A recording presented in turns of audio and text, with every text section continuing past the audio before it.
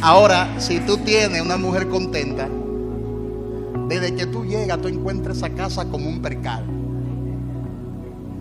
Y encuentras una mujer arregladita. Y una mujer que cuando te dice, mi amor, siéntate aquí, aquí está tu comida. Es que ese hombre le está ministrando bien a esa mujer. Y la palabra de Dios habla sobre eso. La palabra de Dios dice que hay que lavarla. Pero después yo le predico ese mensaje. Amén.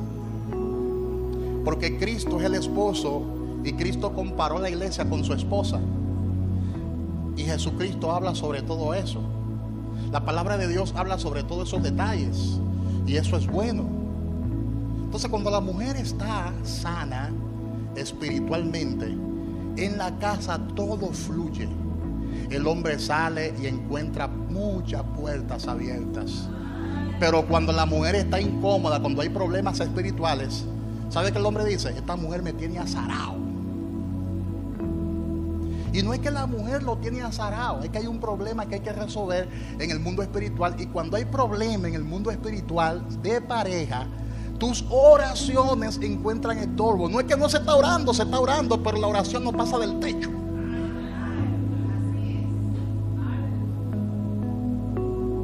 Y al no pasar del techo, tú oras y la oración encuentra estorbo. Es decir, los demonios obstaculizan tu oración. Y por más que tú ores, esa oración al no llegar a la presencia de Dios, no reciben respuesta. Entonces tú sientes que todo va para atrás. Lo que pasa es que tú tienes que resolver primero ese problema que hay en la casa. Amén. Y a veces se da lo contrario. La mujer maltrata verbalmente al hombre. Le habla mal, no lo respeta. Quiere jugar muchas veces el papel de hombre en la casa. Y ahí se rompió un principio que es espiritual también. La mujer es la mujer en la casa y el hombre es el hombre. Entonces muchas veces se cambian los roles. Y ese problema hay que resolverlo espiritualmente. Por eso hablábamos el domingo pasado de la comunicación espiritual. Y hablamos también de la oración espiritual. La oración no es regañar al otro mientras se ora. La oración no es una indirecta. La oración no es lanzar puya mientras se está orando. La oración es una comunicación espiritual. Por eso cuando hablamos de oración hablamos de comunión, común unión. Cuando oramos nos ponemos en comunión con Dios. Es decir, en común unión con Dios. Y si dos personas se ponen de acuerdo y le piden al Señor cualquier cosa, lo que le pidan al Señor será hecho. Luego hablábamos el domingo pasado sobre la situación que hay ahora mismo en el pueblo de Dios. Cuando yo hablo sobre eso, estoy hablando en términos generalizados. Amén. Personas que han hecho del evangelio un negocio.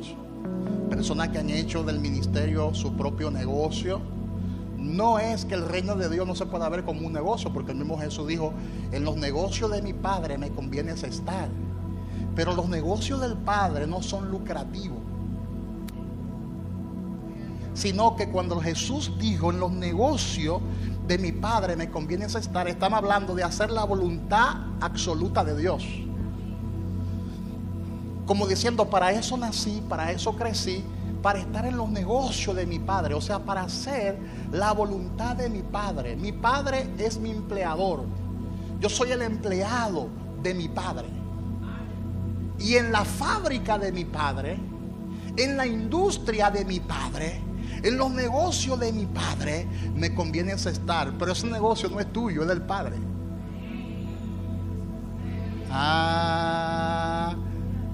Pero la gente ha hecho del ministerio, del evangelio, su propio negocio y no el negocio del Padre.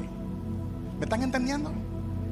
Son dos cosas muy distintas y hay personas que tratan de enriquecerse en la obra de Dios. Una cosa es que Dios te bendiga, porque yo soy testigo de que Dios bendice. de que Dios prospera, de que a sus hijos Dios les resuelve. Ahora, eso es muy distinto a tú meterte en el ministerio para sacar provecho pecuniario. Son dos cosas muy diferentes. Y finalmente lo que Dios va a juzgar es la intención de tu corazón. ¿Por qué tú haces lo que haces? ¿Con qué propósito tú lo haces? ¿Y con qué objetivo tú lo haces? Por eso uno de los principales requisitos para entrar en el ministerio es no ser una persona avariciosa. No avaro. El que anhela obispado no puede ser avaro, no puede amar el dinero. Hello. Qué silencio hay. Tener dinero no es pecado. Amar el dinero sí lo es. Dígalo conmigo, tener dinero no es pecado.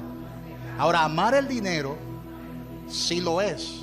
Entonces, en este tiempo hay predicadores que están en ventas, hay adoradores que están en ventas, pero la gracia de Dios no está a la venta. Y de eso hablábamos el domingo pasado. Amén, hermanos. Y hoy el apóstol Pablo nos aconseja y nos dice: si vivimos por el Espíritu, andemos también por el Espíritu. Es importante que entendamos que la adoración a Dios es el objetivo principal de la iglesia. La adoración no es un espectáculo ni una droga que hay que darse sobredosis para crear una atmósfera o una dependencia, de manera que la gente asista a la iglesia simplemente por ver a los adoradores, por ver y escuchar al grupo de adoración. Esa no puede ser nuestra principal atracción para ir a un culto. Ni tampoco debe ser la música de la alabanza lo que inspire al adorador a Dios, sino que adorar es darle culto y tributo a Dios por lo que Él es, por lo que Él ha hecho en nuestras vidas, por lo que Él ha dicho en su palabra, porque Él ha sido fiel y lo ha cumplido. Él es digno de nuestra adoración. Por eso no necesitamos un ambiente preparado para adorarle. No es que no haya un ambiente, quiero que me entiendan. No es que no hayan luces, no es que yo estoy en contra de que hayan luces, no es que estoy en contra de que haya humo, pero que ese no sea el principal motivo. Porque hay gente que le buscan la quinta pata al gato. Ay, el pastor Kelvin es muy anticuado, ahora no está de acuerdo con las luces. No tuviera yo unas cuantas ahí atrás. Ahora no está de acuerdo con las luces, con las grandes tarimas, como me tiró una en estos días. Ahora no está de acuerdo con las tarimas, no está de acuerdo ahora con la adoración, con las cámaras. No, esa no es la idea. Es un asunto del corazón, de la actitud de tu corazón a la hora de adorar. Lo que estoy enseñando es que cuando tú vengas al servicio, no te fijes en las luces solamente. No te fijes en el grupo de adoración para adorarle. Porque si te fijas en esas cosas, el día que el grupo de adoración no adore como tú quieres, entonces tu adoración no será una adoración correcta. El día en que las luces estén de lado y no estén colocadas de manera perfecta, entonces ese día se arruinó la adoración por eso. El día que uno de los adoradores meta un huevo, un gallito, entonces se arruinó la adoración por eso. No. Aleluya. Dígale al que está a su lado: tú no necesitas un ambiente preparado para adorarle.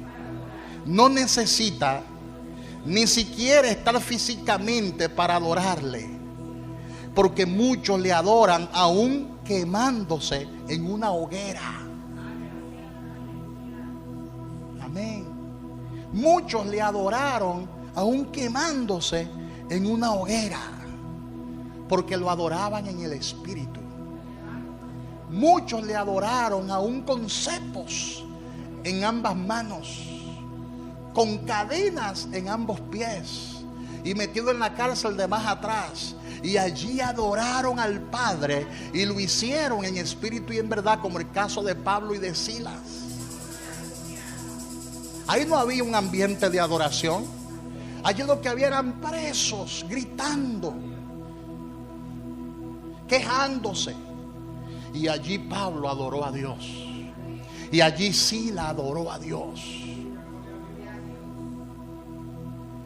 Amén.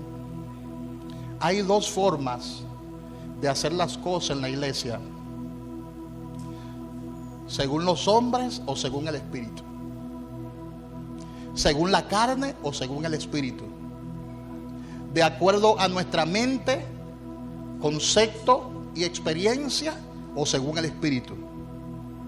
Existe solo una forma de preparar a los ministros de Dios, y es en el Espíritu. No es que no se preparen ministros competentes, sino que a la hora de nosotros preparar a nuestros ministros, lo hagamos en el Espíritu.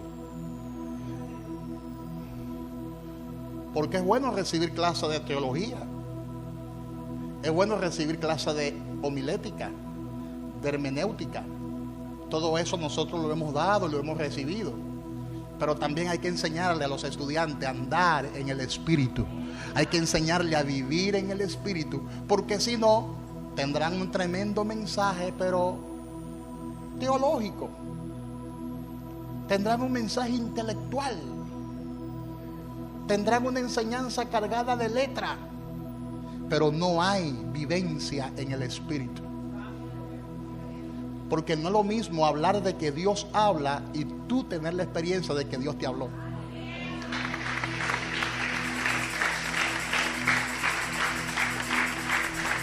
No es lo mismo decirle a la gente: el apóstol Pablo habló sobre el don de lenguas y usted nunca la ha hablado. No es lo mismo nosotros hablar de los dones de expresión oral, como es el don de profecía, y usted nunca profetizarle a alguien. Diga conmigo: el evangelio es espiritual, porque el evangelio es poder de Dios para salvación a todo aquel que cree. ¿Cuántos dicen gloria a Dios?